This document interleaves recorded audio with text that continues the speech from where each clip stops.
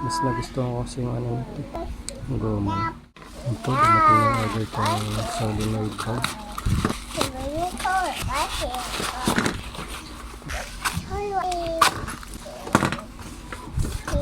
So yun, nabaligtar na. Kung kailangan ko nandito yung paa. Baliktaran naman siya. Baliktaran. Hindi lang nakalagay dito kung ilang volts. Pero ano, 20 to 240 volts. Ito yung original. Pero ito yung binilok pang replace. Mas nagustuhan ko kasi yung ano nito, yung goma. Sana mahalaga sa akin dahil pantay itong dalawa. Hindi ko kasi ito masusuot. Saka hindi siya pantay. Pantay naman. Lilipat ko lang ito. Pasok ni maliliit ako pasok. So yun, naliktaran naman siya.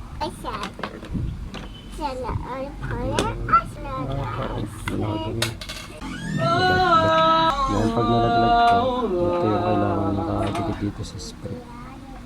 Tapos ito yung tingnan mo. Mahulog yan dyan. Dyan, alis, ito lang alis. siya kasi ito yung ganito. Look at this. Hindi pwedeng ganito. Ganun lang sa ganito. Kaya ganito yung napili ko na kasi mas nagustuhan ko yung rubber nito. So yung ano, ito na lang talaga. So ulit natin ang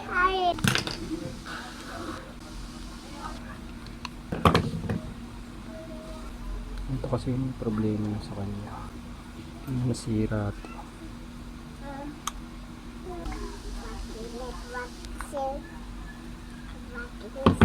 Yung pag tinagal ko lang biroskas. Yan. Nasira na ito. Nabotas.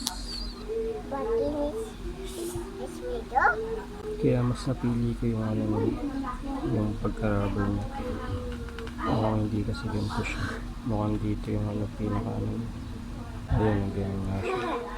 Yung rubber yung dito. Yung problema kasi nito, nabutas siya. Tapos yung tubig, pumapasok dito. Tapos, hindi tuloy itong magnetic para mahila nitong motor. Hindi naman magnetic pahila dito para tumulak ito pa ganyan. Kaya ang nangyari, yung tubig, hindi lumalabas dito. Kinain mo yung duck? Kumbaga lagi siyang nakaklose. Nabibili naman ganito pero mas pinili ko ito. Ito yung na-recommend ko sa mga subukan namin kung magiging mas matibay siya. Ito lang nasa gitna para mabalik nito. Meron kasi yung patong ganyan siya.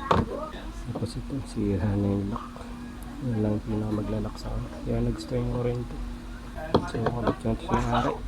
Nangyari. Ito pala hindi match. Mukhang bukaan ko pa ito. Para mag-match. Tingnan ko na lang. So, yan pag tinanggal siya may apat na tornilyo dito. Dito sa magkabilang sa kanila.